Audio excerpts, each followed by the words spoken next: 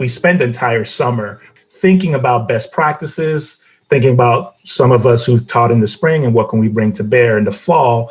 And there's been a lot of learning on my end. This year has shown me that we can find other solutions. It's a moment where we can really see each other in action and where students can be at the center of the learning stage, which I think is even more important in online settings. It was an opportunity to really put on display and open the books on what pedagogy looks like, on the kinds of learning experiences that I was really seeking to create and what ways to do that might be.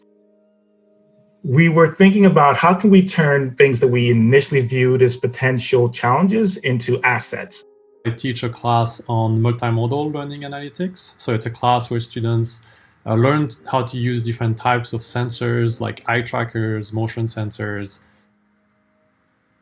What we did was to leverage recent progresses in machine learning and computer vision, and we were able to build a website that provides the same features. Some of the ways that we've tried to leverage this ability to co-create in a new space is actively thinking about the spaces in which I pre-record videos. So being at the kitchen table while our children are sleeping upstairs and actually explaining that that's where I am and that's what's going on in my life. So really trying to think about ways to redesign our learning spaces that sees these kinds of new openings that remote learning provides to bring ourselves to the collective space and co-create it in that way. Welcome back to A608 After Hours. I'm Monica Higgins. And I'm Uche Amaechi.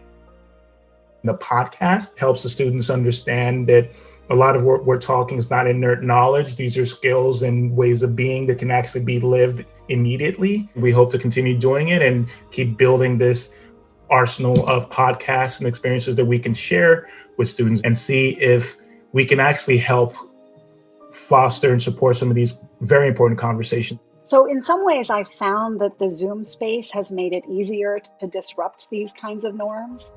We are actually coming to each other's spaces tangibly in ways that has opened opportunities for co-creating the learning space and knowing each other's past, present, and futures.